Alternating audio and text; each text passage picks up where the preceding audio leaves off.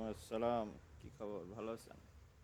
3টার দিকে আপনি কি ব্যস্ত ছিলেন মনে হয় নাকি? ৩টার দিকে না, ব্যস্ত না, ওই সময় আসরের নামাজ পড়লাম। আসরের নামাজ পড়ে যে হাতে খুদে ওর আমলটা করলাম। আচ্ছা আচ্ছা। না, আমি তো করে একটু বাংলাদেশি টাইম 3টা থেকে ওয়েটিংয়ে ছিলাম, কারণ আপনার এই আমার সময়টা হলো এমন, অনেকেরই মনে করেন শিডিউল দেওয়া আছে। তো এখন একজনের সাথে কথা দিলে সেই কথা তো রাখতে হবে, বুঝছেন না? তো ওই হ্যাঁ, হিসেবে হ্যাঁ। আমি অপেক্ষায় ছিলাম যে আপনি 3টা বাজে হয়তো ফ্রি থাকবেন। হ্যাঁ, সকাল থেকে ক্লাস করাইলাম। আপনার দুজন, ওনারা দুজন নারী আর কি, মেয়ে মানুষ। মেয়ে মানুষ তো আর মনে করেন যে সবার কাছে জায়গা পায় না, কারণ এলমে তাসাউফের ব্যাপারে বা ইসের ব্যাপারে হুজুররা বা আলেমরা মহিলাদেরকে একটু দূরেই রাখে। আর কারণ আছে, কারণ হলো যে দেখা যায় যে নারীদের ভিতরে তো আল্লাহ পাক আকর্ষণ দিছে। তো এই হ্যাঁ, এই কারণে, কারণে সবাই দূরে হ্যাঁ, যায়। না কারণ নিজের আগে তো নিজের কবরটা নিজের, নিজের কবরে গিয়ে নিজের যে জবাবটা এটা তো ঠিক রাখা লাগবে, বুঝেন নাই? হ্যাঁ, আর হ্যাঁ, নফস তো বুঝতে বড় পেরেছি। ডেঞ্জারাস। আর নারী মানুষ তো বুঝেন না, ফেতনা, এটা তো মনে করেন পরীক্ষা, হ্যাঁ, সবাই তো। মহিলাদের ভিতরে আল্লাহ তো এটা দিয়ে দিয়েছে। মহিলাদের হ্যাঁ, যত বড় পুরুষ হোক না জি কেন, জি। এখন তার বিষয় হচ্ছে কাছে। যে যেহেতু অনলাইনের যুগ, দূরে হ্যাঁ, থেকে কারোর সাথে সংস্পর্শে না এসে যদি কাউকে দিনদার বানানো যায় দুইটা কথা বলে, তাহলে কেন করব না বলেন, তাই না? ওটা তো অবশ্যই করবো। আল্লাহ হ্যাঁ তো, এলেন দিছে যেখানে আপনারা করবেন, এলেন দিলে তো হ্যাঁ, করা যাবে। তো ওই দুইজনকে সকাল থেকে তালিম দিলাম, প্রায় মনে করেন 11টা থেকে প্রায় 1টা 10-15 পর্যন্ত। তো এর মধ্যে আমি একটু কাজ ছিল, কাজ সেরে এসে তাড়াতাড়ি আসলাম যে আপনার সাথে কথা দেওয়া আছে 3টা বাজে। তো এখন আইসা দেখতেছি আপনার কোনো খবর নাই। আচ্ছা, না, যাক, আমি সমস্যা আমি নেই। বলতে কি, আমিও ফাঁকা আছি যে আপনি ফাঁকা হলে হয়তো ফোন দেবেন, এই জন্য আমি ছিলাম আমার খামারে, আমার অফিস আছে, অফিসে ঘুমাইছিলাম, ঘুমিতে উঠে আসরের নামাজ পড়লাম। আচ্ছা আচ্ছা। আমি আজকে বিকেলে কোথাও যাইনি, আর আমি গরুর খামারে ছিলাম। এমনি বিকেলে অন্য জায়গায় কাজ থাকে, কিন্তু যাই নাই আপনার সাথে আপনাদের কথা এই বলতে। মালয়েশিয়াতে ওখানে আপনার এই কি বারে মানে সরকারি ছুটি কোন দিন? আমাদের যেরকম বাংলাদেশে শুক্রবার, আপনাদের কোথায় কয় কি বার? আমার এখানে ছুটি থাকে, আমি যে প্রদেশে আছি এটা হলো শনি রবি। আচ্ছা আচ্ছা, তাহলে তো ভালো হয়েছে আপনার জন্য আজকে। কিন্তু আরো একটা ছুটি আছে হলো শুক্র শনি, আমার পাশের ডিস্ট্রিক্টে, ওখানেও ও কাজ আছে। ও, ডিস্ট্রিক্ট হিসেবে আলাদা আলাদা ছুটি ওখানে? হ্যাঁ, ওখানে ডিস্ট্রিক্ট হিসেবে আলাদা। আচ্ছা আচ্ছা, আপনি এটা কোন ডিস্ট্রিক্টে আছেন? কুয়ালালামপুর? আমি আছি আমি আছি পেনাং ডিস্ট্রিক্টে। পেনাং, কুয়ালালামপুর এগুলো ফলো করে আমেরিকান স্টাইল। ও আচ্ছা আচ্ছা, মানে খুব আবার উন্নত। জোহর, হ্যাঁ, উন্নত। আর জোহর বড় কেড্ডা, এরা আবার ফলো করে হলো ইসলামিক ও শুক্র শনি। আচ্ছা আচ্ছা, ওইখানে আবার এই সিস্টেম। আজকে আমার একটা কাজ ছিল অনেক দূরে, তাও ক্যান্সেল করে দিয়েছে, কারণ যদি টাইম মতো না ফিরে আসতে পারি। আচ্ছা আচ্ছা, বুঝতে সরকারি। পারছি। তা আরেকজনের দিয়ে পাঠাইছে, একজন আমার এক বন্ধু আছে, তারে বললাম যে দেখতে তোলন হুম, কর, আমরা 10টা রিঙ্গিত বাইর করতে হবে গরু পাঠানোর জন্য। এক জায়গায় থেকে আরেক জায়গায় গরু পাঠাতে গেলে তার জন্য বাইর করা লাগে উভয় জায়গায়, উভয় আচ্ছা ডিস্ট্রিক্টে। আচ্ছা আচ্ছা। তো এখন আপনার যে কিছু আমল আমি আপনাকে যে বলছিলাম, সেটা কি কোনো ফলাফল কি পাচ্ছেন বা কি কোনো উপকার পাইলেন? উপকার মনে হয় ইয়া, ফাত্তা হইয়া বাসিতুর মনে হয় উপকার একটু পাচ্ছি। হুম। কারণ অনেক ঋণ শোধ করে ফেলছে। ২-৩টা ছোট ছোট ঋণ ছিল, সেগুলো আলহামদুলিল্লাহ শোধ করে ফেলছে। আচ্ছা আচ্ছা। কিন্তু ওস্তাদ মাফ করে দিন, এই আমলটা করতে পারি নাই, যেটা হলো ৪১ বার যে সূরা ইনশিরার, ওই আমলটা করতে পারি নাই। ওটা এক করতেই সপ পারেন নাই? ওটা তো এক শুধু, সপ্তাহ করছিলাম, করার পরে আর করতে পারি নাই। আচ্ছা আর আমার স্ত্রীকে ওই আমল দিয়েছিলাম, তো ও করি না, আমিও করি না। ২ জন গ্যাঞ্জাম, আমি ব্যস্ত থাকি একটু বেশি। আচ্ছা। তো এটা তাহাজ্জুদের আর হলো সময় করতে পারতেন, একটু তাড়াতাড়ি ঘুমায়া তাড়াতাড়ি উঠে করতে যতই পারতেন। চেষ্টা করি ওস্তাদ, এই গরুর ব্যবসা গত ১ বছর, ১.৫ বছরের মতো হবে এই গরুর ব্যবসা আসার কারণে হুম। আমার ঘুম রাত ২টা, ৩টা, ৪টাও বেজে যায় ঘুমাতে। আহা, তো তো অনেক মুশকিল। তো যাই হোক, এখন আর কি করার। তবে এই যে কিছুদিন আগে এক ভাই সৌদিতে থাকে, উনি যোগাযোগ করছিল আমার সাথে। উনি কোথায় কোন ইউটিউবের কোন লোকের এরকম যোগাযোগ করছে, সে বলছে মানে তার হইলো আপনার গাড়ির গ্যারেজ, বুঝছেন, মিডিল ইস্টে। হ্যাঁ, তো হ্যাঁ। বলতেছে যে তুমি 20,000 টাকা পাঠাও, আমি জিনদেরকে খাওয়ায় দাওয়াইয়া এমন সিস্টেম করে দিমু, জিনেরা তোমার কাস্টমার জোগাড় করে নিয়ে আসবে। ঠিক আছে? হ্যাঁ, এখন শোনেন, একটা মানুষ বিপদে পড়লে কিন্তু তার মনে করেন মাথা ঠিক থাকে না। একে তো হলো না, মানুষের ওরা তো ঋণের বুঝতে পারে। প্যারা, একে তো হলো হ্যাঁ মানুষের ঋণের প্যারা, আর মনে করেন যে তার 10-20 হাজার টাকা, একটা একটা যদি ভালো করে একটা গাড়ি আসে, 10-20 হাজার টাকা তার জন্য কোনো ব্যাপার না, দিয়ে দিছে।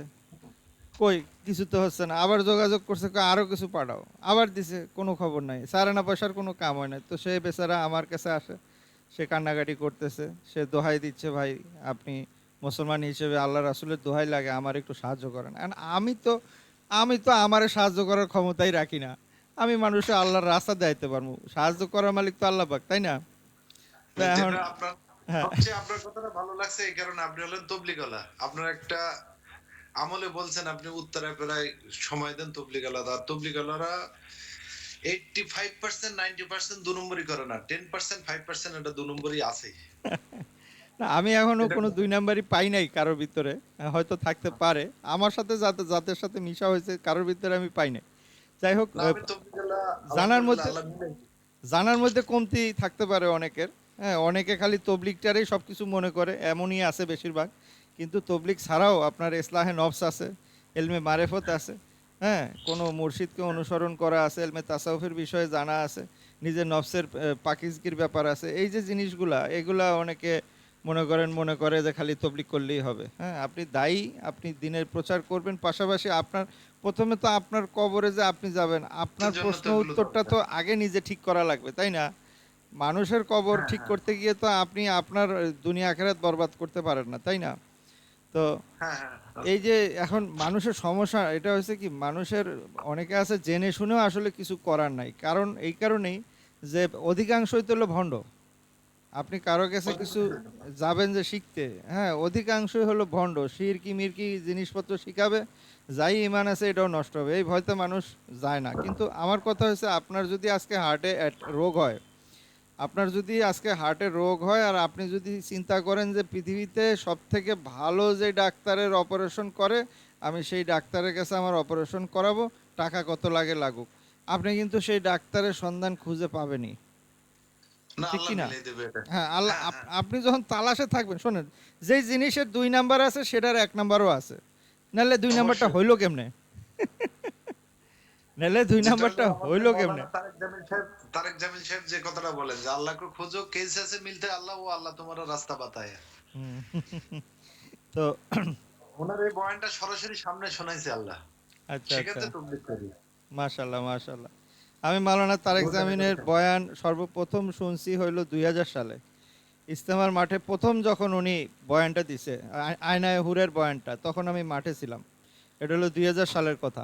হ্যাঁ, তখন আমি ছাত্র মানুষ। তো ওই জীবনে প্রথম উনি ইস্তেমার মানে ময়দানে প্রথম বয়ান দেয়, এর আগে কখনো উনি বয়ান দেয় না, মানুষ ওনারে চিনতো না।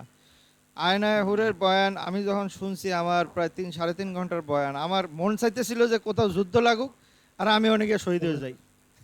বুঝছেন? মনটা চাইতেছিল কোথাও যুদ্ধ লাগুক আর আমি গিয়ে শহীদ হয়ে যাই, এমন একটা অবস্থা।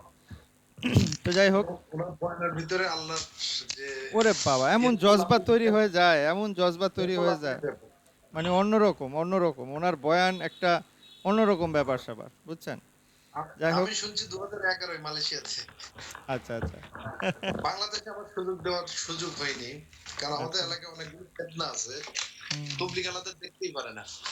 হ্যাঁ, অনেকেই তবলিগওয়ালাদের দেখতে পারে না, এখানে তবলিগওয়ালাদেরও অনেক ভুল আছে।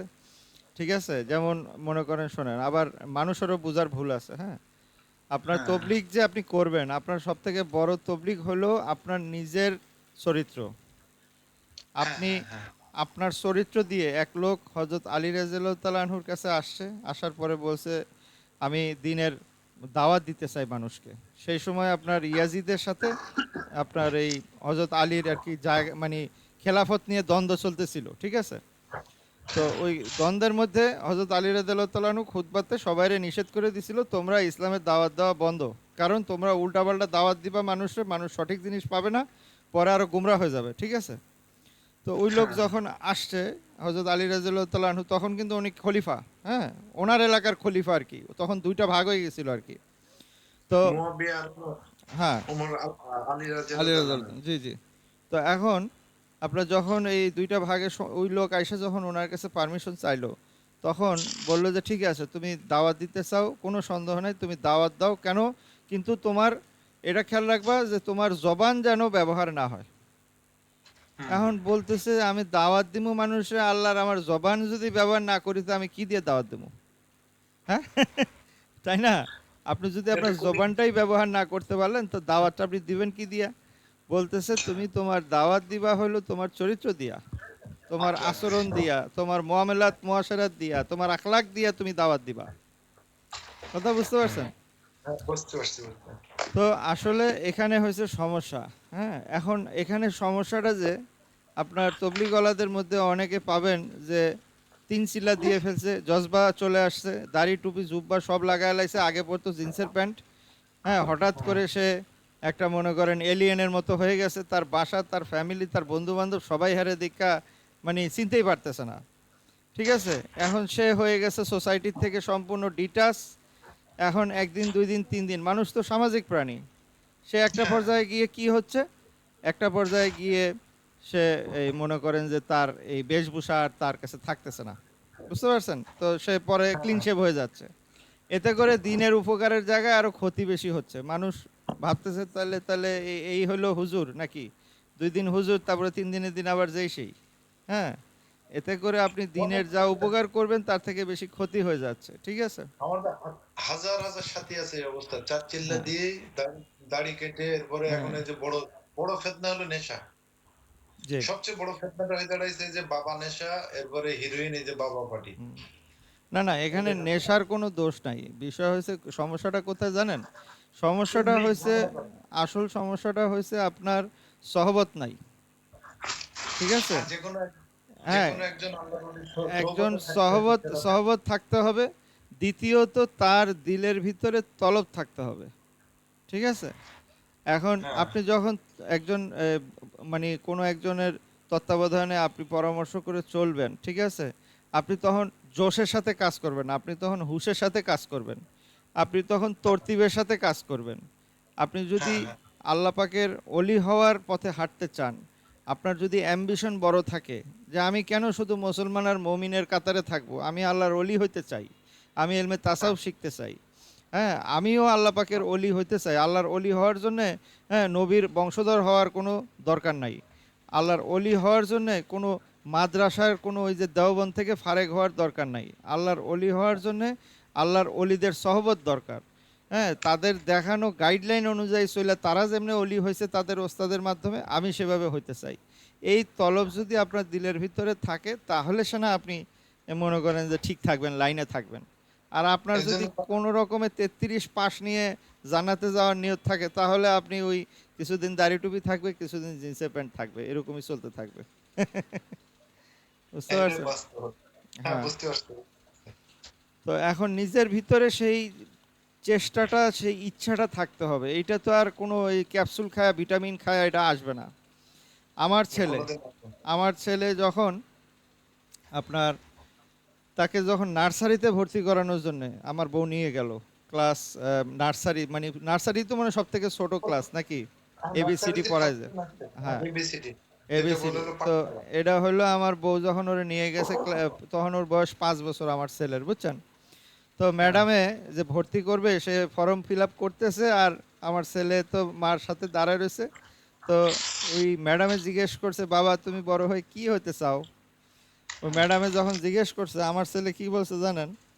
আমার হ্যাঁ ছেলে ওর মার ওড়না ধরে বসেছিল, তো তো ওর মার ওড়না ধরে বলতেছে যে আমি আল্লাহর অলি হতে চাই। এই কথা বলে সে ওর মার ওড়নাটা মুখের উপর নিয়ে ধরছে আর কি, লজ্জা পাইছে সে। তো আমার ছেলে এই কথাটা বইলা সে মার ওড়নাটা তার মুখের উপর নিয়ে আসছে, মানে সে খুব লজ্জা পাইছে আর কি। তো এখন দেখেন একটা বাচ্চা যার বয়স 5 বছর বয়স, হ্যাঁ, সে তো তার এমনি আল্লাহর ওলি। তার গ্রুমিংটা কেমন হয়েছে, তার কোন পরিবেশে সে বড় হয়েছে, যে আমি কিন্তু আমার ছেলের কোনোদিন এটা শিখাই দিইনি। ঠিক আছে, সে কোন আলোচনা কোন পরিবেশে বড় হয়েছে, যেই বড় হওয়ার কারণে তার মুখ দিয়ে এই কথাটা আসছে, এটা আপনি একটু নিজে চিন্তা করে দেখেন। সেই পরিবেশ যদি আপনি দিতে পারেন, হ্যাঁ, সে অটোমেটিক তার ভিতরে এরকমই চিন্তা ভাবনা আসবে। আমার ছেলে যখন একটু একটু বড় হইতে শুরু করলো, তো সে কি করে জানেন? সে আয়সা ফজরের সময় আমার কানে এসে আজান দেয়। ঠিক আছে? তখন তাকে দিচ্ছি। তখন তার বয়স কিন্তু কত 8-9 বছর হবে।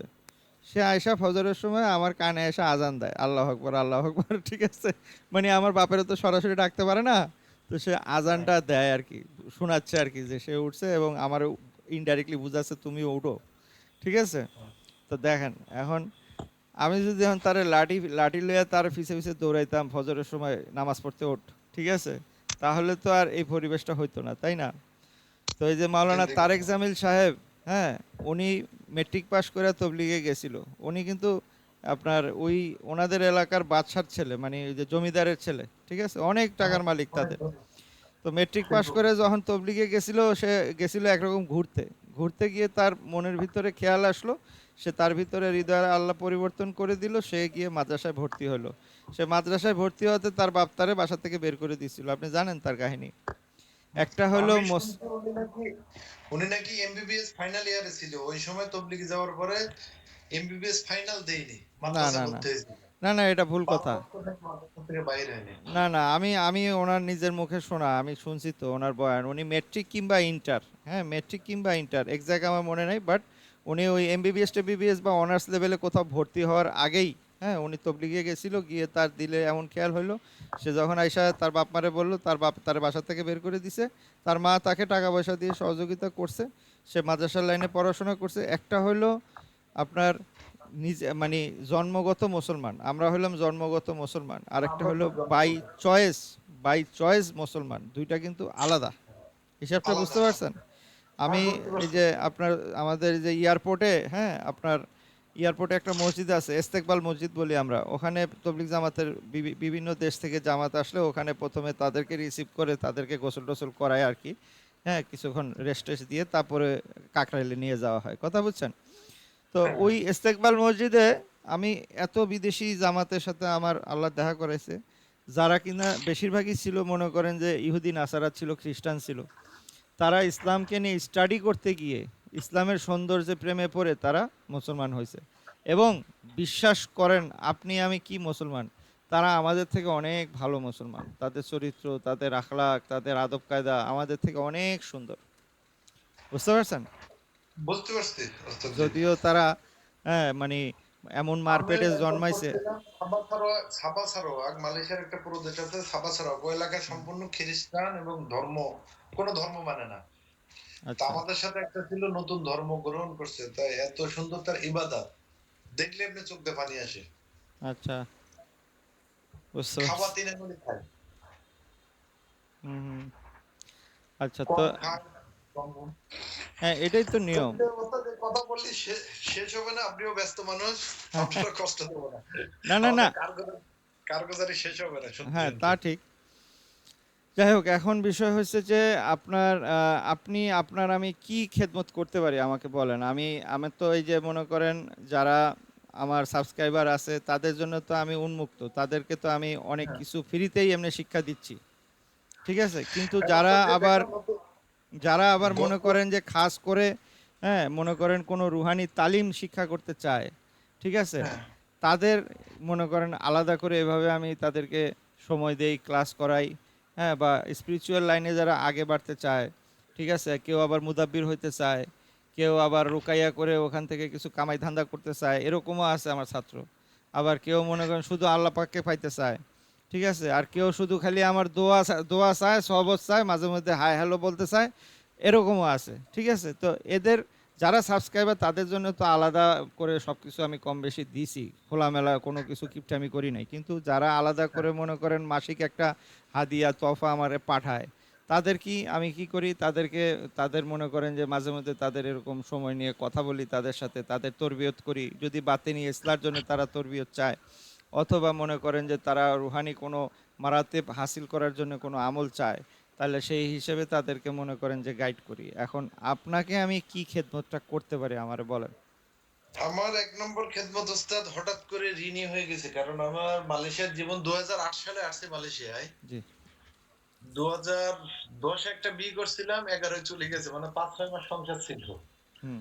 তারপরে আবার 2014 আল্লাহ একটা মিলিয়ে দিয়েছে, আলহামদুলিল্লাহ খুবই ভালো তবলিগ আলাদের মেয়ে, যদিও জেনারেল শিক্ষায় শিক্ষিত, ধর্মীয় জ্ঞান নেই, কিন্তু মানে অনেক কিছু মানে। আচ্ছা।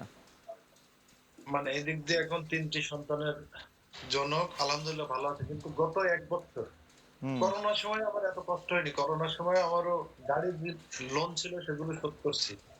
হুম। ট্রাক্টরের লোন ছিল সেগুলো শোধ করছি। কিন্তু গত ১ বছর যাবৎ আমার এত কঠিন অবস্থা যাচ্ছে। গাড়ির কিস্তি ঠিকমতো দিতে পারি না। দোকানে ভাড়া ঠিকমতো দিতে পারি না। জমির ভাড়াও ঠিকমতো দিতে পারি না। আপনার স্ত্রী কি আপনার সাথে মালয়েশিয়াতেই আছে? মালয়েশিয়াতে আমার মালয়েশিয়ান স্ত্রী। আচ্ছা, আচ্ছা। মালয়েশিয়ান স্ত্রী।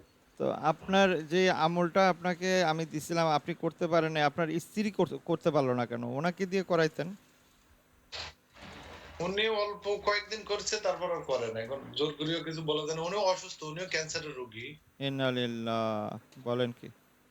আমি নিজেও এত অসুস্থ যেটা ঘুমাতে পারি না। আপনার কাছে বলা তো আর সমস্যা নাই। আমার হলো যে প্রোস্টেট একটা রোগ আছে না আমাদের হ্যাঁ, হ্যাঁ, মূত্রথলিতে, হ্যাঁ। যে অন্ডকোষে। মানে ঘন ঘন প্রস্রাব হওয়া। হুম, বুঝতে পারছি। ডায়াবেটিস না, ডায়াবেটিস না, কিন্তু আমি প্রতি বুঝছি। ঘন্টায় প্রস্রাব। হ্যাঁ, এই পেশাব করে আসলে একটু পরে আবার মনে হয় যে আবার পেশাব ধরছে। এটা তো? আবার প্রস্রাব, হ্যাঁ, আবার প্রস্রাব করতে যেতে হবে। হ্যাঁ, হ্যাঁ। এটা তো একটা ওষুধ আছে। রেগুলার ওষুধটা খাইলে সমস্যা হয় না তো? না, আমি এখানে একজন ওই কবিরাজ আছে, সে দিন দিয়ে কাজ করায়। সে হুম। থেকে করতেছে, আলহামদুলিল্লাহ অনেক সুস্থ আছে। আচ্ছা, আচ্ছা। আমার জিন ওয়াইফও একই অবস্থা। ওয়াইফের ছিল তিগাসি ক্যান্সার। আচ্ছা, এখন এই গত সপ্তাহে বলল যে আর কোনো ক্যান্সার নাই। এখন এটা আবার টেস্ট করতে যাবো হসপিটালে। আচ্ছা, আচ্ছা। এই ও তাহলে শুধু তো পানি পড়া দেয়, পানি পুড়ি দেয় কিছু, আর হলো ওই মাঝে মধ্যে হঠাৎ করে বলে যে লবণ, পাহাড়ি যে লবণটা আছে ওই লবণটা দেয়। আচ্ছা, আচ্ছা। উনি কি মুসলমান তো নাকি? উনি মুসলমান, মুসলমান। আচ্ছা, আচ্ছা। যাক, মানুষের যদি উপকার হয় তাহলে তো ভালো। এখন কিন্তু বিষয় ওনার হচ্ছে, এর বিনিময়ে ওনার পয়সা দিলেও আলহামদুলিল্লাহ, না দিলেও আলহামদুলিল্লাহ। হ্যাঁ, কি কি না দিলে আলহামদুলিল্লাহ, বুঝলাম না। পয়সার ব্যাপারে কেউ যদি, আমি জিজ্ঞেস করছিলাম, আমি বললাম যে কত দেবো ওস্তাদ? তারপর তুই দিলেও আলহামদুলিল্লাহ, না দিলেও আলহামদুলিল্লাহ, তোর খুশি। মাশাল্লাহ, মাশাল্লাহ, তাহলে তো খুবই ভালো এটা। আচ্ছা, তো এখন এই হলো আপনার বর্তমান কন্ডিশন। এখন দেখেন, এই হলো কন্ডিশন।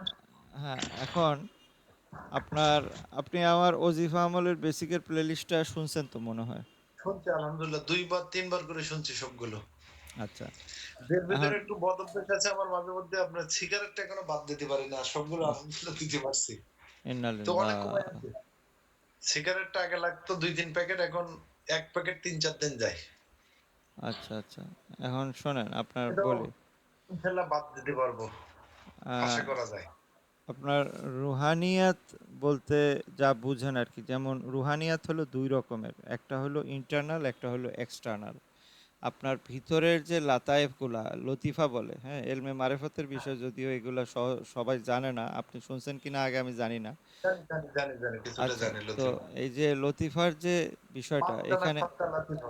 ৭টা লতিফা আছে। এখানে আল্লাহ পাকের নূর আসে। নূর এসে জমা হয়। আর এই নূর দেখেই, যার ভিতরে এই নূর আছে, হ্যাঁ, আপনার আদম আলাহিসাল্লামকে যে ফেরেশতারা সেজদা করছিল, আসলে কিন্তু হ্যাঁ, আদম আলাহিসাল্লামকে সেজদা করে নাই। সেজদা করছিল হলো করছিল। আদম আলাহিসাল্লামের ভিতরে যে নূর ছিল সেই নূরকে। কথা বুঝতে পারছেন? হ্যাঁ, হ্যাঁ, হ্যাঁ, বুঝতে পারছি। ফেরেশতারা আল্লাহ পাক ছাড়া আর কাউকে তারা মানতে রাজি না, এবং তাদেরকে এমনভাবে আল্লাহ প্রোগ্রাম করছে যে তারা আল্লাহ পাককেই খালি মানবে, অন্য কাউকে তারা মানবে না।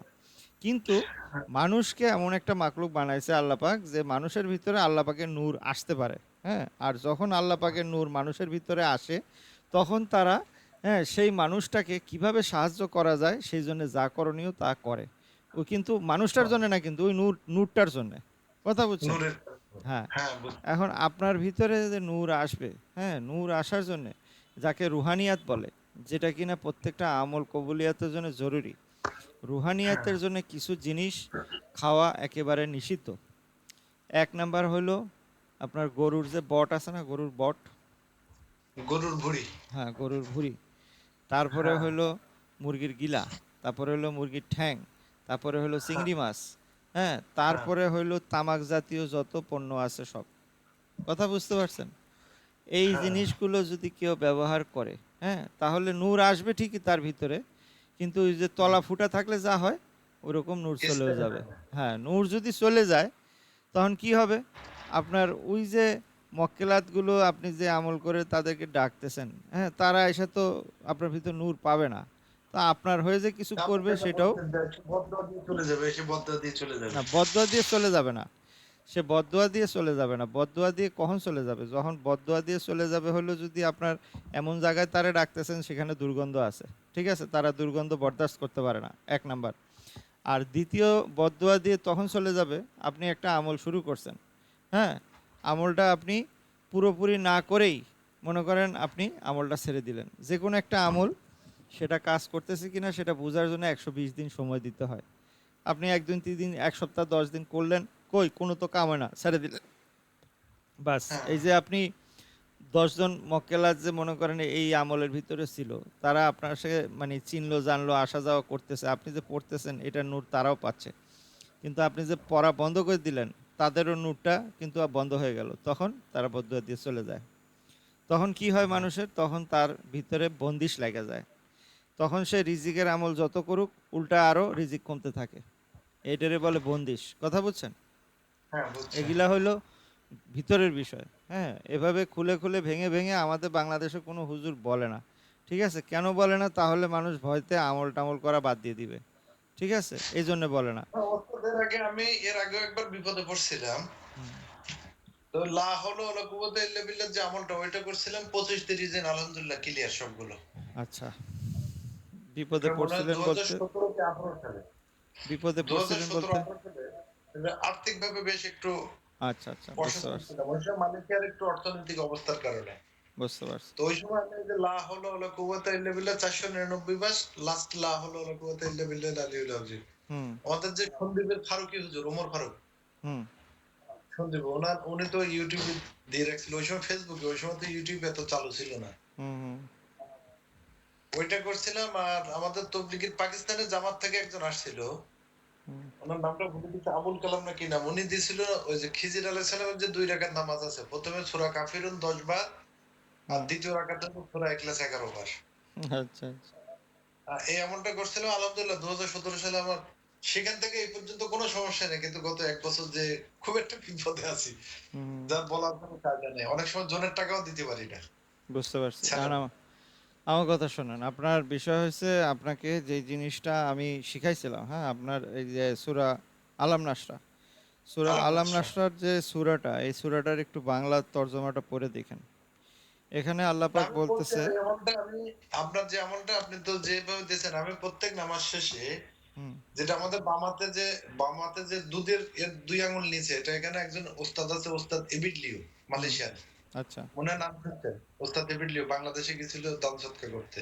আচ্ছা, উনি একবার বলছিল যে রুহানি শক্তির জন্য লোকজনের মানে দানের হাত বাড়ানোর জন্য হুম, মানে দুধের ২ আঙ্গুল নিচে হাতটা দিয়ে প্রত্যেক ফরজ নামাজ পড়ে এরা সূরা ফাতিহা পড়ে, এরপরে পড়ে হলো আয়াতুল কুরসি, হুম, এরপরে আলাম নাসরা। হুম, আমি আলাম নাসরা ৫ ওয়াক্তে আমল করি হুম, একবার। জি, বিসমিল্লাহ সহ। জি। আর আমি যে হাতে ফুঁকানোরটা করতেছেন, এই তো? এটা করতেছি। এটা জোহর, আসর, মাগরিব অনেক সময় বাদ গেছে কিনা ঈশার সময়ও করে ফেলি। আচ্ছা, বুঝতে পারছি। আচ্ছা, আপনি যদি ৪১ বার না করতে পারেন কোনো অবস্থাতে, এই যে ১১ বার যদি করেন আপনি ৩ সময়, এটাতেও আপনার কাম হবে। আপনি জাস্ট এটার তর্জমাটা পড়ে দেখেন। এখানে আল্লাহ রাসূলকে আল্লাহ পাক বলতেছে যে, "আপনার বোঝা আমি লাঘব করেছি।" ঠিক হ্যাঁ, আছে? হ্যাঁ, এখন একটা হ্যাঁ। মানুষের জন্যে বোঝা, হ্যাঁ, তার ঋণও কিন্তু তার জন্য একটা বড় বোঝা। কি ঠিক না? আগে বিশ্বাস করতাম না কিন্তু এখন বিশ্বাস করি। এই যে হ্যাঁ, কত বড় বলবো আগে বিশ্বাস হ্যাঁ। করতাম না কিন্তু এখন করি। তো এখন আপনি এই বোঝা যে আলাম নাসরা দিয়ে লাঘব হয় এটাও আপনি বিশ্বাস করবেন ইনশাল্লাহ। কিন্তু আপনার কাছে আমার অনুরোধ হলো শোনেন, আপনি যদি আল্লাহ পাকের কালাম দিয়ে উপকার পাইতে চান, হ্যাঁ, এই এই যে আমলগুলা এগুলা কাদের কাজ? এগুলা কারা করত? আল্লাহর ওলিরা করত। এখন আল্লাহর ওলিরা আল্লাহর সাহাবারা অলিদের মতো সিফত তো আমাদের ভিতরে নাই, থাকলে তো একদিন পড়লেই কাম হয়ে যেত। অ্যাটলিস্ট ১০০ একটা, ভাগের ১ ভাগও নাই। হ্যাঁ, অ্যাটলিস্ট একটা মুসলমানের ভিতর যে সিফত থাকা দরকার সেটা যদি না সেটাও নাই। থাকে তাহলে দিয়ে কেমনে আমল কাজ করবে বলেন? হ্যাঁ, এটাও আপনার স্বীকার করি, সেটাও আপনি কোরআনের স্পষ্ট বলা হয়েছে যে তোমরা এমন কিছু করো না যেটা তোমাদের নিজের শরীরের জন্য নিজের জন্য ক্ষতিকর। যেখানে আল্লাহ পাক স্পষ্ট নিষেধ হ্যাঁ, করতেছে, হ্যাঁ, এটা কিন্তু অনেক হুজুরে কয় মাকরু, অনেক হুজুরে কয় হারাম।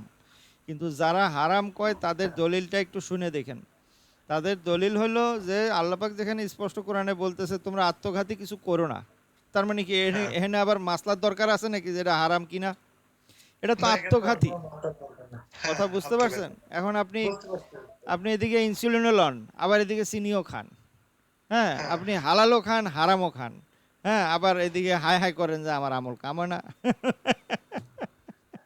বুঝতে পারছেন? না আবার আপনি হয়তো হাই হাই করতেছেন না আমার কাছে, মানে মালয়েশিয়া আসার পরপরই হ্যাঁ, কিন্তু ম্যাক্সিমাম লোক এখনো তো পর্যন্ত যারা বাদ দিয়েছে না। মনে করেন ইউটিউবে আইসা উল্টাপাল্টা কমেন্ট করে যে আপনার আমল কাম হয় না, এরা ওই লোক গিয়ে এই টাইপের লোক যারা, হ্যাঁ, মানে ইসলামকেও মানতেছে, আমল ওজিফাও করতেছে, আবার গুনাও করতেছে। বুঝতে পারছেন? হ্যাঁ, বুঝতে কিন্তু পারছি ওস্তাদ। এই কারণে আসলে এই সমস্যা জি। প্রশ্ন ছিল আপনি ব্যস্ত অনেকক্ষণ হয়ে গেছে ওস্তাদ। হুম, ১ নম্বর প্রশ্ন, আমি আমলগুলো যদি আমার গরুর খামারে করি, হুম। এতে কোনো সমস্যা? গরুর খামারে অনেক সময় একটু দুর্গন্ধ থাকে গরুর গোবরের। না না, গরু আপনি দুর্গন্ধ জায়গায় তো আমল করতে পারবেন না। না, আমি আমি যেখানে থাকি এখানে রাত্রি ঘুমাই, আমার রুম আলাদা করা আছে, হ্যাঁ, এসি লাগানো আছে। আপনি যেখানে আছেন, হ্যাঁ, আপনার ঘরের ভিতরে যদি দুর্গন্ধ না থাকে তাতে আর কোনো না, সমস্যা নেই তো। এখানে কোনো দুর্গন্ধ নাই, ঘরের আপনি ভিতরে কোনো ধরেন দুর্গন্ধ আপনি নাই। ঘরের ভিতরে আছেন এবং ঘরের ভিতরে কোনো দুর্গন্ধ নাই, তাহলে কোনো সমস্যা নাই। ও কথা বুঝতে আচ্ছা, পারছেন? এখন বুঝতে পারছি এবার। আপনার রুম যদি আর ছোট হয় কোনো সমস্যা নাই, হ্যাঁ, সেই রুমে যেখানে আপনি আমল করবেন সেখানে দুর্গন্ধ না থাকলেই হলো। ঠিক আছে? না, রুমে আলহামদুলিল্লাহ দুর্গন্ধ নাই, এরপরে এসি লাগানো আছে, কোনো সমস্যা নেই। এখানে বাস। ব্যাপক গরম একটা, হুম হুম, এদিক দিয়ে বুঝছি। আলহামদুলিল্লাহ ভালো আছে। ১ নাম্বার। আর ২ নাম্বারে যে নতুন আমলটা দিছেন, ওমাইয়াত্তাকিল্লাহ ইয়াজআলাল্লাহু মাখরাজা, হুম। ওইটা আগে আমি প্রতিদিন ২১ বার করতাম, কিন্তু অনেকদিন হয়ে গেছে আমলটা ছেড়ে দিয়েছি। এখন কি আবার কি ধরতে পারি কিনা আমলটা? আপনার এই আমলটা আপনার ২১ বার পরে তো খুব একটা বেশি ফায়দা আপনি পাবেন না, তাহলে আপনি ২১ বার না পড়ে আপনি প্রত্যেক নামাজের পর ১০ বার পড়েন, করতে পারবেন? প্রত্যেক নামাজ আমি পড়তে আমি হবে। বলি কি শোনেন, আপনার আমি একটা কথা বলি, আপনার হ্যাঁ। বেশি আমল করা ভালো না। বেশি আমল করা হ্যাঁ, কেন সেটা তো ভালো আপনি না? বলছেন, আপনার হ্যাঁ, ওজিফা আমলে বেসিক। হ্যাঁ, আমি বেশি আমল করতে গেলে হয় কি ওই এই যে আমলটা কি জালালি না জামালি এটা? এটা এটা জালালি না, এটা জামালি আমল। এটাও জামালি আমল, আচ্ছা, কিন্তু আপনার জামালি আমল হইলে কি হবে আপনার, আপনি মনে করেন আপনার একজন স্ত্রী আছে, হ্যাঁ, আপনি সেই হ্যাঁ, জায়গায় আরো একজন স্ত্রী নিয়ে আসলে দুইজনের ভিতরে তো একটু সংঘর্ষ হবেই, তাই না? তো যেতে হবে, হ্যাঁ, আপনার বাস্তব এটা। সব থেকে মনে করেন জামালি যে আমলগুলো আছে, জামালি কি কি আমল আছে? সূরা ফাতিহা জামালি, হ্যাঁ, হ্যাঁ, তারপরে ইন্না উতাইনা কাল কাউসার, হ্যাঁ, সূরা কাউসার হলো জামালি। তারপরে হ্যাঁ, আপনি যেটা পড়তেছেন আলাম নাসরা, এটা হলো জামালি, ঠিক আছে? হ্যাঁ। তারপরে আপনার এই যে সূরা মুজাম্মেল, এটা হলো জামালি।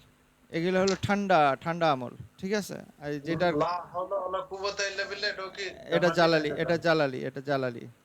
ও এই জন্য তো জালালি। আপনারা নিষেধ করছি, এই জন্য তো আপনারা নিষেধ করছি।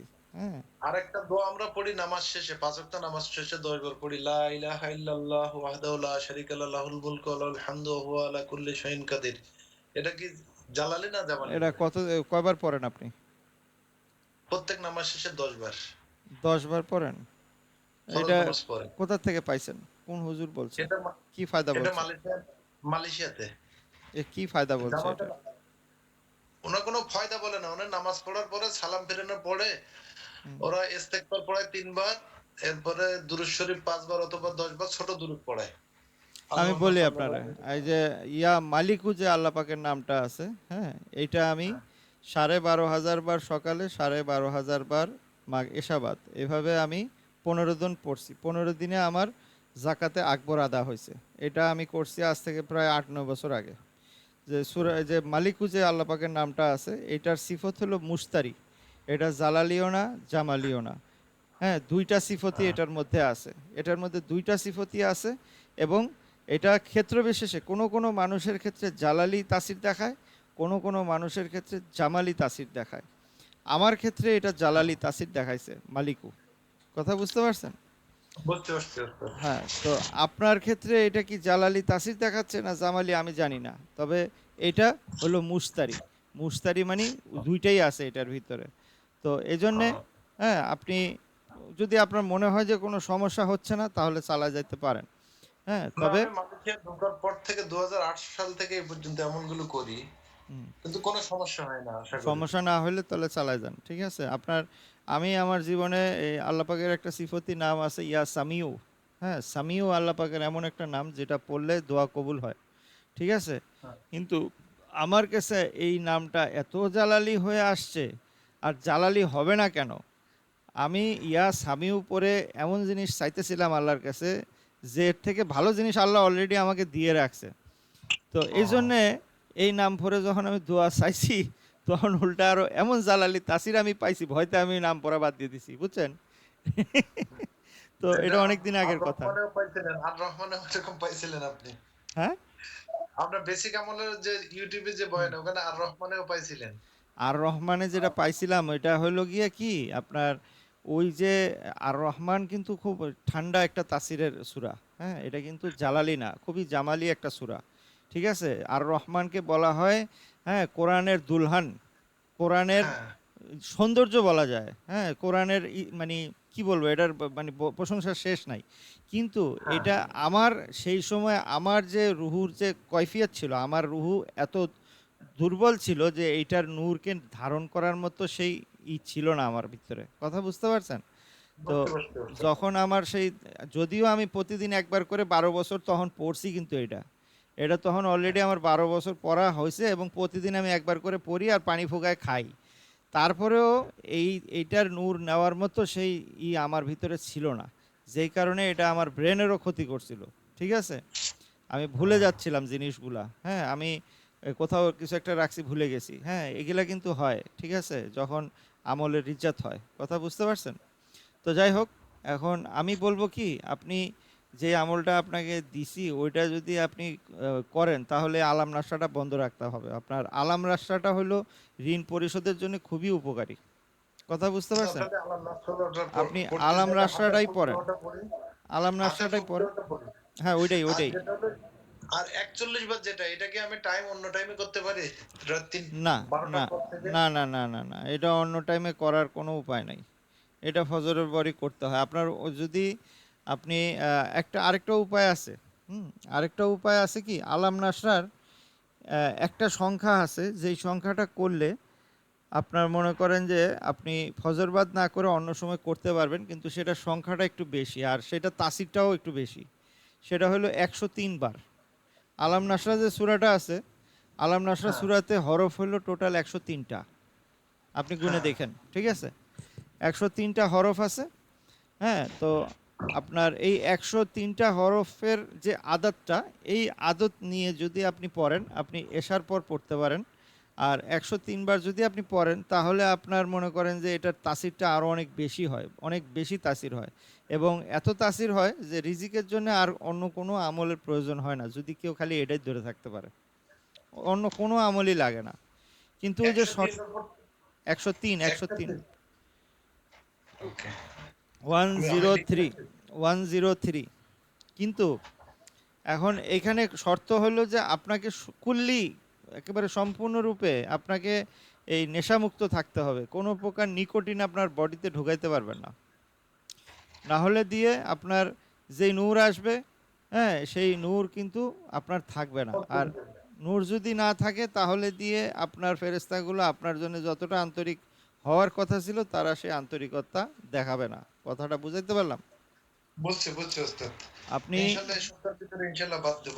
হ্যাঁ, আপনি শোনেন, বাদ দেখেন, দেব ইনশাআল্লাহ। আমার এমনও লোক আমি পাইছি, সে 20 বছর 25 বছর, আমার ফুপা, আমার আপন ফুপা, সে, হ্যাঁ, আপনার কারণ বাজারে তার দোকান ছিল। সে কোন ধরনের সিগারেট করছিল জানেন? আপনারা তো কোন সিগারেট খান, হ্যাঁ, তামাক আলাদা কিনে, হ্যাঁ, কাগজ আলাদা কিনে, সে হাতে ডইলা নিজে তামাক দিয়ে সে নিজে সিগারেট বানানোর পেপার আছে, সেটা দিয়ে সে পেপার বানাইয়া সে সিগারেট খায়। এবং তার সারাদিনে কাম ওই একটাই, সিগারেট বানানো আর খাওয়া, ঠিক আছে? কর্মচারী হ্যাঁ, রাখা আছে, কর্মচারী কাম করতেছে, সে খালি একটু তদারকি করতেছে আর এই সিগারেট বানাইতেছে আর খাইতেছে, এই তার কাম ছিল, ঠিক আছে? প্রতিদিন তার হ্যাঁ। 60 70 80টার মতো সিগারেট লাগতো, কথা বুঝতে পারছেন? একটা মানুষ বুঝতে পারছি। সারাদিন 60 70টা সিগারেট হাতে ডইলা বানায়, হ্যাঁ, তার মানে কি, তার সারাদিন কিন্তু এই কামেই লাগে, কিন্তু আর কোনো কাম নাই সারাদিনে কিন্তু তার। 2 3 ঘন্টা 3 ঘন্টা লেগে যায় তো কাজ এর করতে। যখন হার্ট অ্যাটাক হলো, বুঝছেন, ডাক্তারের হ্যাঁ, কাছে যাওয়ার পর কইছে, বাবা দেখেন, যদি বাঁচতে চান তাহলে খান না, আর যদি আপনার মরার ইচ্ছা থাকে খান, আমি কিছু কমু না। ঠিক আছে? কারণ ট্রাক্টরও বুঝা লাইছে যে এটারে কইয়া লাভ নাই। এটা যদি মানে যতই বয়ান দেই এটা খাইবই। তো পরে হাই কি করছে জানেন? সিগারেট ছাড়ার জন্য সে কি করলো? ওই যে আছে না? এই বুট, হ্যাঁ? হ্যাঁ, বুট আপনার করলো। বুট এক ধরনের কিভাবে জানি ভাজে না? ভাজার মানে শক্ত, শক্ত পানি থাকে দিয়ে ভাজে, করবে। হ্যাঁ। হ্যাঁ, পানি দিয়ে তো সে ভাজলে কি শক্ত করলো? হবে। তার ওই মুখ কখনো সে আজেরা রাখলো না। সে একটু পরপর বুট খায়, বুট চাবাইতে থাকে, চাবাইতে থাকে। ওই চাবা চাবাইয়ের মধ্যে দিয়ে তার ১ সপ্তাহ ১০ দিন যখন চলে গেল, তার ভিতরে ওই চাহিদাটা ধীরে, ধীরে কমতে শুরু করলো। হ্যাঁ? এখন সে সম্পূর্ণরূপে সুস্থ। তার আর কোনো সিগারেট-মিগারেট লাগে না। আজকে অনেক দিন ধরে সে এখনো সুস্থ আছে। তার আর কোনো হার্টের সমস্যা হয় নাই।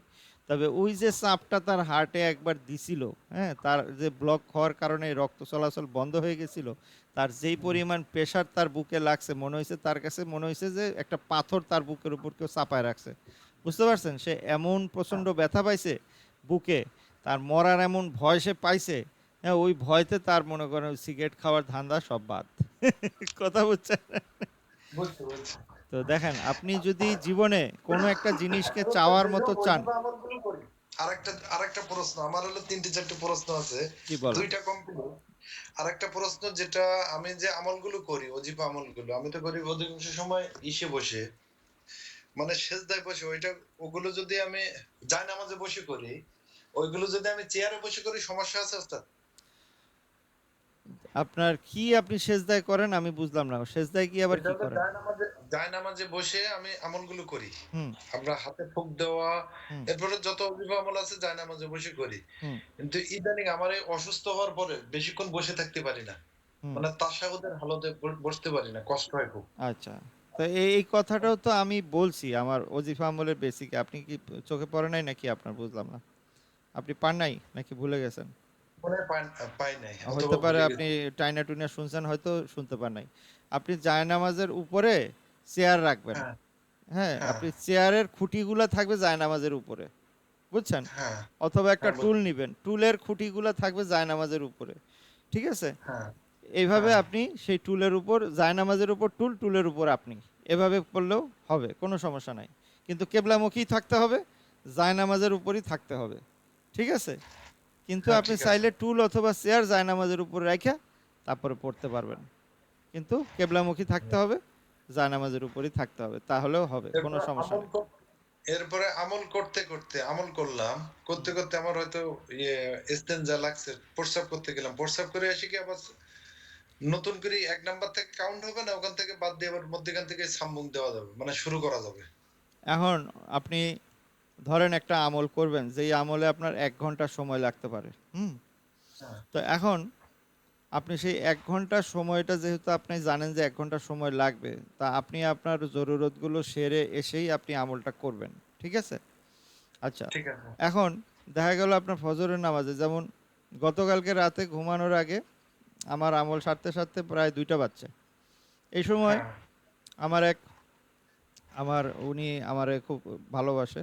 ওস্তাদজি বলে। তো উনি আমারে এই মানে এত রাত হয়ে গেছে ভয়তে সে আমারে WhatsApp এ মেসেজ না দিয়ে ভিডিওর কমেন্টে গিয়ে মেসেজ করছে, বুঝছেন?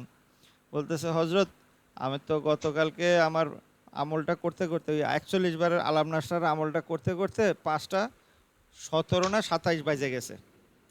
তা হ্যাঁ। এখন সূর্য মানে তার মানে সূর্য উঠে গেছে আর কি। তা এখন কি হুম, আমি আজকে কি ফজর নামাজের পর ২ দিনেরটা একসাথে করব? মানে গতকালকেরটা কি বাদ? হুম, তখন বাজে প্রায় ২টা, আর ২-২.৫ ঘন্টা পরে ফজরের আজান দিব।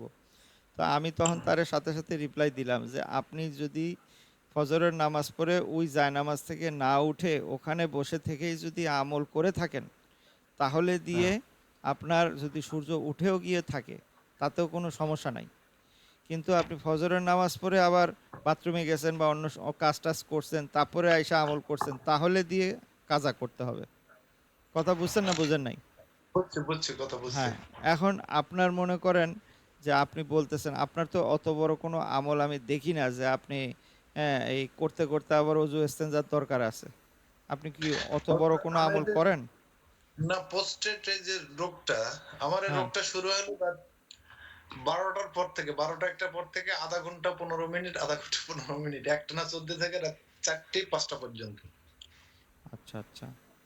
তাহলে ব্যাপক পিপাসা লাগে, পানিও খাওয়া লাগে। হ্যাঁ, আবার একটু পর পর পানিও খাওয়া প্রস্রাব লাগে হলো। কিন্তু এটা অনেক কমে গেছে। এখন ১ ঘন্টা ১.৫ ঘন্টা পর, পর আসে। আচ্ছা, আচ্ছা, বুঝতে পারছি। তাহলে কিন্তু আপাতত ঠিক আছে। হুম, এই হলো তাহলে ভয়। তাহলে এই যে ১০০ যে ৩ বারের যে আমলটা, এটা যদি আপনি হ্যাঁ। করতে চান, তাহলে এই ক্ষেত্রে তো আপনাকে উঠা যাবে না। হ্যাঁ, না আপনি ১০৩ বার ইনশাআল্লাহ ওটা লাগবে না। এটা যদি আমি জোহর আসরের টাইমে করি, এই টাইমে আমার কোনো সমস্যা হয় না।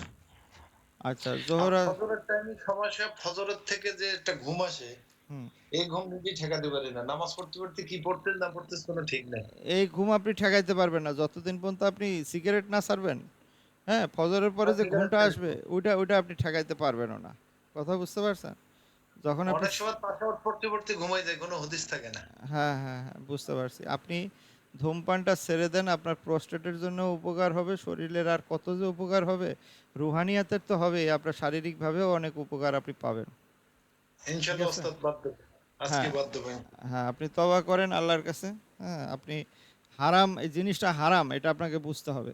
আল্লাহ পাক যেটা নিষেধ করছে, আল্লাহ পাক আজকে আপনি যে গাড়ি চালান, এই গাড়িতে যদি এখন আপনি সয়াবিন তেল ঢুকান, গাড়ি চলবে? চলবে না চলবে তো। না। হ্যাঁ, আমাদের দেশে কিন্তু এই যে আজকে আমি তেল নিলাম ২০০ টাকা লিটার সয়াবিন তেল। আজকে নিলাম ১ লিটার তেল ২০০ টাকা। আর আপনার সারা পৃথিবীতে তেলের এত ক্রাইসিস চলতেছে। বাংলাদেশে অকটেনের দাম হলো ১২৫ টাকা। কথা বুঝছেন? অনেক দাম তো। হ্যাঁ, তো ১২৫ দেশের টাকা তুলনায় হইলো কম আছে। ১২৫ বলতে টাকা গেলে হইলো দেশের তুলনায় অকটেন। অনেক কম আছে। হ্যাঁ, আমরা কিনতেছি ৳৫ করে। হ্যাঁ, ৳৫ হলে প্রায় ৳১৫০ টাকার মতো। হ্যাঁ, তো বাংলাদেশে ওই হিসেবে সয়াবিনের থেকে অকটেনের দাম কম। এখন যদি আমি অকটেনের জায়গায় আমার হুন্ডাতে আমি সয়াবিন তেল ঢুকাই, আমার গাড়ি কি ভালো থাকবো না খারাপ থাকবো কোন? জীবনেও ভালো থাকবে না। হ্যাঁ, তো আল্লাহ পাক আপনাকে যে বানাইছে তার থেকে কি আপনি ভালো জানেন যে আপনার জন্য কোনটা ভালো না কোনটা খারাপ? আল্লাহ তো হ্যাঁ। বলেই দিছে যে এই জিনিসটা হারাম, এই জিনিসটা তুমি করো না।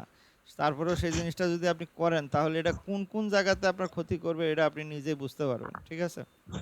হ্যাঁ, হ্যাঁ, ঠিক আছে ওস্তাদ। তো দয়া করে এগুলা কইরেন না। হ্যাঁ, আর আপনার রিজিকের জন্য আমি অনুরোধ করব, আপনি ১০টা আমল করার দরকার নাই। আপনি যদি যেটা করতে চান সেটা হলো কি, সর্বাবস্থায় অজুর হালতে থাকেন, সর্বাবস্থায় চলতে ফিরতে উঠতে বসতে জিকিরের হালতে থাকেন, সু- সুগন্ধি লাগান শরীরে, গুনার থেকে বেঁচে থাকেন, গুনার সুযোগ আসলে গুনাহ করেন না। ঠিক আছে? অপ্রয়োজনীয় কথা বললেন না, জবানে তাসির পয়দা হবে। ঠিক আছে? মানুষের সাথে অপ্রয়োজনীয় কথা বলা, হ্যাঁ? তারপরে আপনার গুনার সুযোগ আসলে গুনার থেকে বেঁচে থাকা, এগুলো মনে করেন যে এই আপনার যেকোনো আমলের ভিতরে তাকত পয়দা করে। কথা বুঝছেন? বুঝছি, বুঝছি, বুঝছি। হ্যাঁ, তো আপনি একটা করেন, করার মতো করেন। আপনি অবসরে বসে আছেন, ১ ঘন্টা হাতে সময় আছে, ইয়া ফাত্তাহু ইয়া বাসিতু ১ ঘন্টার জন্য আপনি পড়তে শুরু করলেন। ১ ঘন্টার একটা টাইমার সেট করে দিলেন। কতবার হয় হোক, আপনি পড়তেছেন। হ্যাঁ? আপনি এভাবে করে পড়তে থাকেন। আপনার দেখবেন আপনার খুব অল্প সময়ে আপনার মনে করেন পেরেশানিগুলো আল্লাহ দূর করে দিবে। কথা বুঝতে পারছেন? বুঝতে পারছি ওস্তাদ। আচ্ছা, আর কোনো কথা আছে?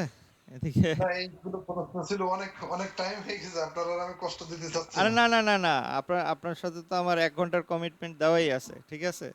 হ্যাঁ, সমস্যা নেই। আপনাকে তো আমি ঠকাইতে পারি না। তো এখন ওমাইয়াত্তাকিল্লাহ ইয়াজআলুল্লাহু মাখরাজা, এমনটা কি আমার করার দরকার আছে না নাই? না, না, না, আপনার এটা কোনো করার দরকার নাই। হ্যাঁ, আপনি এটা করার দরকার নাই। আপনার বোঝা কমানো দরকার তো, আপনার পেরেশানি কমানো দরকার তো। বোঝা কমানোর যে আয়াতটা আছে, সেই আয়াতটা কোথায় আছে? আলাম নাসরার ভিতরে আছে না? আলাম হ্যাঁ, নাসরার, আল্লাহ নফল বেতন আছে। হ্যাঁ, তো ওই আলাম নাসরাই আপনার বোঝা কমাবে ইনশাল্লাহ। কথা বুঝছেন? হ্যাঁ, আপনি আলাম রাসরাটা যেন শক্তিশালী হয়, আলাম নাসরাটা যেন শক্তিশালী হয়, সেই জন্য যেটা করণীয় সেই কাজগুলা করেন। ঠিক আছে? রাত্রি ঈশার পর পরই ১০৩ বার করলাম। হ্যাঁ, আল্লাহ করেন, নষ্ট হলো। করেন, হ্যাঁ, করেন। এটা। না, কিন্তু এখন আর ইয়া আলাম নাসরা সপ্তাহে খালি করতেছেন, হ্যাঁ, এদিকে মনে করেন যে আপনি হারাম খাচ্ছেন, তাহলে তো হবে না।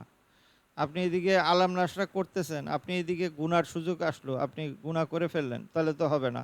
আপনি ইউটিউবে একটা কিছু দেখতে দেখতে খারাপ একটা জিনিস চলে আসলো, আরে কে দেখতেছে? আপনি দেখে ফেললেন, তাহলে তো হবে না। গুনার সুযোগ আসলে গুনাহ করা যাবে না। বুঝতে পারছেন না? না, এগুলো থেকে অনেক, হ্যাঁ, অনেক দূরে আসছে। আগে বন্ধু-বান্ধবের আড্ডা ছিল, সেটাও বাদ দিছি ওস্তাদ। হ্যাঁ। আপনার লোকজনের সাথে একবার মিশি না। অপ্রয়োজনীয় যখন অবসর সময়গুলো থাকবে, সেই সময়গুলোতে আল্লাহ পাকের জিকিরের মধ্যে মশগুল থাকবেন। ইয়া ফাত্তাহু ইয়া বাসিতু। এটা যেহেতু আপনি করেনই, হ্যাঁ, এটা বেশি থেকে বেশি পড়বেন, দেখবেন ওই আলাম এটা নাসটার মধ্যে তাসি হিসাব পয়দা করতে হবে।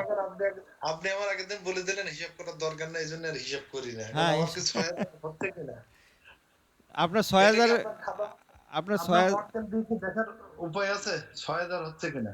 শোনেন, আমি বলি আপনাকে, এই সমস্ত সিলি সিলি বিষয়ের জন্য মক্কেলারদের ডিস্টার্ব করলে, হ্যাঁ, আমাকে কোনো দরকার নাই। একজনে ইটালির থেকে টাকা পাঠাইছে। হ্যাঁ, এই মেয়ে তার হ্যাঁ, জন্য ভালো হবে কিনা, সে বিয়ে করবে। আমি দেখছি হ্যাঁ, তার জন্য ভালো হবে না, তাকে আমি জানাইছি। সে হ্যাঁ, কিছুদিন পরে আবার টাকা পাঠাইছে ইটালির থেকে, যে হুজুর তার দিলটা কি একটু নরম হয়েছে কিনা। ঠিক আছে, এখন আমার তো হ্যাঁ, উঠে গেছে রাগ। বেটা মক্কেলার তোরে কইছে যে এ তোর জন্য ভালো হবে না, হ্যাঁ, এর দিল আবার নরম হয়েছে কিনা এটা আমি জিগাইলে তো আমারে জুতা দিয়ে পিটাইবো। ঠিক আছে, এখন তো এই বেডারে তো আমি এই 200 টাকা তো আমি ইটালিতে পাঠাইতে পারবো না, পারবো? না। এখন যদি 200 টাকা সে আমার পাড়ায় দিছে, এখন যদি তার আমি জবাব না দেই, তাহলে দিয়ে তো এটা তো মানে এই তার টাকাটা আমি মারে খেলাম। আমি তারে আগে রেকর্ডিং দিলাম যে ভাই, এই যে 200 টাকা তুমি দিছো, ভবিষ্যতে যদি এই মেয়ে নিয়ে আর দ্বিতীয় কোনো টাকা তুমি পাঠাও, তুমি উত্তরও পাইবা না, টাকাও পাইবা না। ঠিক আছে, তোমার হকের টাকা যেহেতু আমি পাঠাইতে পারবো না, আমি এনে কোনো গরিব মানুষের দান করে দিব, ঠিক আছে, কিন্তু তুমি উত্তর পাইবা না, কারণ যেহেতু ওনারা বলছে যে মেয়ে তোমার জন্য ভালো না। তো তারপরে দিয়ে তার দিল নরম হয়েছে কিনা সেটা শুনে তারপরে জানাই দিছি, কিন্তু হ্যাঁ, এটা তার জন্য যে ভালো না, যেখানে বলাই হয়েছে যে এই মেয়ে তার জন্য ভালো না, সেখানে আবার তার দিল নরম হয়েছে কিনা এটা আমি কেমনে জিজ্ঞেস করি, কথা বুঝতে পারছেন? তারপরে আমি, হ্যাঁ, যেহেতু টাকা সে দিছে তাই আমি শুনছি। তো কিছু জিনিস আছে এগুলো, হ্যাঁ, এই সমস্ত ছোটোখাটো জিনিস তাদের কাছে জিজ্ঞাসা করা উচিত না। আপনার ৬০০০ হচ্ছে কি হচ্ছে না, শোনেন, সংখ্যা দিয়ে কিছু যায় আসে না। আপনি আমার ওজিফা আমলের টিপ্পনী করছি, একটু পাশাপাশি, মনে হ্যাঁ, করলাম। আপনার এই যে প্রশ্ন উত্তরের যে একটা প্লেলিস্ট আছে, আপনি ওইটাতে শুনবেন। ওখানে আমি বলছিলাম যে আমার এরকম হিন্দু কয়েকটা আপনার ইসের সাথে দেখা হয়েছিল, যাদের মানে সাধনার জগতে তারা আছে আর কি, হিন্দু, শুনতেছেন? হ্যাঁ, হ্যাঁ। হ্যাঁ, হিন্দুদের শুনতেছি, শুনতেছি। হিন্দুদের কথা হইলো যে আমি যেই সাধনা করব, আমার ভগবান আমাকে বর দিতে বাধ্য। আমি যদি সিস্টেম মতো করি, আমার ভগবান আমাকে বর দিতে বাধ্য। ঠিক আছে, এটা হলো হ্যাঁ, তাদের ভাষ্য। কিন্তু আমাদের ভাষ্য কি তাই? আল্লাহ পাক কি বাধ্য আমাকে, আমি ওজিফা করলেই আমাকে দিতে কি আল্লাহ বাধ্য? আল্লাহ তো বাধ্য না। আল্লাহর কাছে হ্যাঁ, আমরা একটা আরজি পেশ করতেছি। আল্লাহ চাইলে কবুল করবে, চাইলে করবে না। আর করলে সেটা কেমনে করবে সেটাও তার ব্যাপার। এখন আমার যে সংখ্যা, সেই সংখ্যাটা ম্যাটার করে না। হযরত ওমর রাদিয়াল্লাহু তাআলা আনহু, হ্যাঁ, আপনার এই জিহাদের সময় মনে করেন যে টাকা পয়সা নিয়ে আসছে বাসার থেকে। আল্লাহ রাসূল হ্যাঁ, জিজ্ঞেস করছে, ওমর কি নিয়ে আসছো বাসার থেকে? সামান্য কিছু আটা ছিল, ওইটাই নিয়ে আসছে। ঠিক আছে, বলছে হ্যাঁ, তো বাসায় কি রেখে আসছো? বলছে আল্লাহর রাসূল আর আল্লাহকে রেখে আসছি। ওমর রাদিয়াল্লাহু তাআলা আনহু সে তার সম্পত্তির অর্ধেক নিয়ে আসছে। ঠিক আছে, হ্যাঁ, পরিমাণে অনেক বেশি ছিল। হ্যাঁ, কিন্তু ওই ওনার ওই হ্যাঁ, সামান্য ওই আটার কাছে ওগুলার কোনো মূল্য নাই। তো আল্লাহ পাকের কাছে কোয়ান্টিটি ম্যাটার করে না, আল্লাহর কাছে ম্যাটার করে কোয়ালিটি। হ্যাঁ, হ্যাঁ, কথা বুঝতে পারছেন? আপনি ৬০০০ কেন ৬০০০ কোটি বার পড়ছেন। আপনার মন দিল অন্য জায়গায় ঘুরতেছিল। আল্লাহ কি বলছে? যেই দোয়াতে তোমার দিল, তোমার মন, তোমার শামিল তোমার সাথে নাই, সেই দোয়া আমার কাছে পৌঁছায় না। আপনি আল্লাহর কাছে ওজিফা করতেছেন, দোয়া করতেছেন, চাইতেছেন, আপনি ভাবতেছেন অন্য কিছু, কালকে অমুক জায়গায় ডেলিভারি দিতে হবো, ওই বাড়া আমার টিয়া দিল না কে, হ্যাঁ, এইগুলো আপনি ভাবতেছেন, আপনার ওজিফা হবে? আর যেই লোক কিনা ওজিফা আমল করবে আর অন্য কিছু ভাববে, তার আওয়াজটা, তার ওই আল্লাহকে ডাকাটা আল্লাহর কাছে গাধার ডাকের মতো লাগে। আল্লাহ পাকের মাকলুকের মধ্যে গাধার ডাকটা আল্লাহ পাকের কাছে খুবই অপছন্দনীয়। যদিও আল্লাহ পাকের মাকলুক প্রিয়, আল্লাহ পাক সব মাকলুককেই ভালোবাসে, কিন্তু গাধার ডাকটা আল্লাহ পাকের কাছে অপছন্দনীয়। ঠিক আছে, তো যেই ব্যক্তি তার মন অন্যদিকে থাকবে আর সেই দিকে ওজিফা আমল করবে, তার ওই আল্লাহকে ডাকাটা আল্লাহর কাছে গাধার ডাকের মতো। কথা বুঝতে পারছেন কত বড় কথা? তো আপনি ৬০০০ বার দিয়ে কি করবেন? আপনি দেখেন যে আপনার এই পড়ার সময় কি আপনার মন দিল আপনার সাথে আছে কিনা, আপনি কি আল্লাহকে মন দিয়ে ডাকতেছেন কিনা। ঠিক আছে, কোয়ালিটি ম্যাটার করে আল্লাহর কাছে। তো এই জিনিসগুলোকে নিজেকে রেকটিফাই করেন। হ্যাঁ, আর যদি এলমে মারেফতের তালিম নিতে চান, যেহেতু সহবত চাইছেন, যোগাযোগ চাইছেন, তো আপনার, শোনেন, কোনো জিনিস আমি আপনাকে চাপায় দেব না। যদি আপনার ভিতরে তলব আসে আমাকে বলেন, আমি আপনাকে সেই পথের সন্ধান দেবো ইনশাল্লাহ। না, ওটা ছেড়ে দিচ্ছি ইনশাল্লাহ হ্যাঁ, তো আজকে। ওটা ছেড়ে দেন ইনশাল্লাহ। হ্যাঁ, আপনি ছেড়ে দিচ্ছি। ছেড়ে দেন, একটু পরিস্থিতি ভালো হোক। আপনি নেক্সট মান্থে বা আপনার যখন আবার সুযোগ সুবিধা হয় আমাকে 1 সপ্তাহ আগে জানাবেন যে আপনি কোন দিন ফ্রি থাকবেন। যদি আমার সাথে কথা বলতে চান 1 সপ্তাহ আগে জানাবেন, না কারণ তো, আমার শিডিউল আমি দেওয়া থাকে। সবসময় ফ্রি, কারণ নিজের কাজ করি আমি সবসময় ফ্রি। এখন আপনার আপনি আমার যে কোনো টাইমে ফোন দিবেন, দেখবেন আমি ফোন ধরেছি। আপনি সবসময় ফ্রি, কিন্তু আমি তো সবসময় ফ্রি না। হ্যাঁ, ঠিক আছে না? আপনার উপরে নির্ভর হ্যাঁ, করতেছে। তো আপনি আমার সাথে যদি এরকম 1 ঘন্টার সেশন করতে চান আমাকে আমাকে আগে থেকে জানাইলে আমি আপনাকে সেই টাইমিংটা বলতে পারবো। ওই যে আপনার সাথে আমি ল্যাপটপে কিন্তু কথা বলতেছি, ঠিক আছে? আর অলরেডি এই আচ্ছা, যে বাম পাশে এইদিকে মেসেজ আসতেছে, বুঝতে পারছেন? একটার পর একটা মেসেজ আসতেছে। তো না এখন আপনার ওই যে ভিডিওগুলোর কমেন্ট আছে তো, অনেকগুলো কমেন্ট আছে, সবগুলো দেখলে আপনি ভয়েস দিচ্ছেন শর্টকাটের জন্য। হ্যাঁ, কারণ এত এত কথা লেখার সময় নেই তো। হ্যাঁ, ভয়েস হুম, দিলেও অনেকে আবার বুঝতে সুবিধা হয়, ঠিক আছে? আর এই লেখার থেকে ভয়েসে মনে করেন 30 সেকেন্ডে অনেক কথা বলা যায়, কথা বুঝছেন? তো এটা ভালো হয়েছে হ্যাঁ, না? এটা তো ভালো হয়েছে ভয়েস হ্যাঁ, দিয়ে। আপনি গিয়ে দেখেন না ইউটিউবে কয়জন হুজুরে কমেন্টের উত্তর দেয়, ঠিক আছে? খুবই দি- কম, খুবই দিনের কম। খেদমতের তো কথা অনেকেই কয়, কিন্তু দিনের খেদমতের ওই ওই পর্যন্ত শেষ, ঠিক আছে? বয়ান পর্যন্ত শেষ। যাই হোক, তো আমি খুবই খুব কম। ভালো বা এটা কি এটা বলতেছি না, আল্লাহ পাক জানে কে ভালো কে কালো, আর কার ভিতরে কি আছে সেটা আল্লাহই ভালো জানে। তো যদি সহবতে থাকেন ইনশাল্লাহ আল্লাহ পাক দুনিয়া আখেরাতের ফায়দা দিবে ইনশাল্লাহ। আমার জ্ঞানে, সামান্য ক্ষুদ্র জ্ঞানে যতটুকু আল্লাহ দিছে আমি চেষ্টা করব আপনাদের গাইড করার জন্য, যদি আপনারা মানেন আর চান। তাহলে তলব না থাকলে হবে না, বুঝতে পারছেন? আমার এই আর যদি কি। চাহিদা না থাকতো তাহলে কি আর আপনার কাছে ফোন দিতাম? তা তো বটেই। না না, এই চাহিদা তো ওই হুটার চাহিদা তো সবারই কম বেশি হয়, কিন্তু ওই ধরে থাকাটা এটা সবার পক্ষে সম্ভব হয় না, কথা বুঝতে হ্যাঁ, পারছেন? ইস্তেকমাতটা একটু হ্যাঁ, কঠিন ব্যাপার। হ্যাঁ, ইস্তেকমাতটা ওইটাই। প্রত্যেকের জন্য কঠিন ব্যাপার। ইস্তেকামত না থাকলে ওই চা যদি আপনি এই 5 সেকেন্ড পর পর যদি চুলা বন্ধ করে দেন ওই চা জীবনে হবে না, কথা বুঝতে পারছেন? হ্যাঁ, হ্যাঁ, বুঝতে পারছি। রুহানিয়াত এলমে মারেফতের রাস্তায় আপনার ইস্তেকামত থাকতে হবে। আর ইস্তেকামতের জন্য ছোট্ট একটা আমল বলে দিই। আপনার হ্যাঁ, এই আমলটার লিংক আমি পাঠিয়ে দেবো না, হ্যাঁ? এটা প্রত্যেক নামাজের পরে যদি বুকে হাত রেখে এবং মাথায় হাত রেখে করেন, ব্রেন এবং মাথা মানে কলব এই দুইটা শক্তিশালী হবে, আপনার জেহেনও পরিষ্কার হবে, আপনার কলবও শক্তিশালী হবে। হ্যাঁ, কাবিও বলছিলেন মনে হয় আপনার হ্যাঁ, ওই হ্যাঁ, যে। ইয়া কবি ও ইয়া কাদের ইয়া মুক্তাদিরু, এবং এই আমলটাই যদি ঘুমানোর আগে করতে পারেন তাহলে আপনার ভিতরে ইস্তেকামত আসবে। আমি ভিডিওর লিঙ্কটা পাঠাই দেবো না, আবার একটু দেখে নিয়েন এবং এই আমলটা শুরু করেন, ঠিক আছে? আর হ্যাঁ, ইস্তেকামতের সাথে থাকলে ইনশাল্লাহ এলমে মারেফত বলেন বা যে কিছুই আপনি হাসিল করতে পারবেন, নাহলে কোনোটাই হাসিল করতে পারবেন না, ঠিক আছে? তো ভালো থাকেন, না দোয়া আমার রাখবেন। বলেন। ফি আমানিল্লাহ, দোয়া করি আপনার জন্য, আপনি আমার জন্য দোয়া করবেন। জি, জি। আর কিছু বলতে চাইছিলেন মনে হয়, বলতে চাইলে বলেন, সমস্যা নেই। না, যেটা বলতে চাইছিলাম, আমার এলমে মারাফাতের ওই যে মুদাব্বির এগুলো আমার কোনো দরকার না। আসলে ব্যবসা করি তো, মানুষের স্বভাবটা জানা দরকার। আচ্ছা, আচ্ছা। ঠিক আছে। গত আপনি আমার পেরেশানির থেকে বক্তব্য, বাইর হয়ে আসেন। আপনারা আমি কিছু আমল শিখাই দেব। ওগুলা করলে আপনার সামনে যে আসবে, যে উদ্দেশ্য আসবে ২ নাম্বারই আছে কিনা সব আপনি নিজে অটোমেটিক টের পাবেন। ঠিক আছে? হ্যাঁ, বুঝছেন? এরকম একটা, হ্যাঁ বুঝছি। হ্যাঁ, ইনশাআল্লাহ। ঠিক আচ্ছা, আছে। তাহলে ভালো আসসালামু থাকেন, আলাইকুম। দোয়া রাখবেন। ওকে। আসসালামু আসসালামু আলাইকুম। আলাইকুম।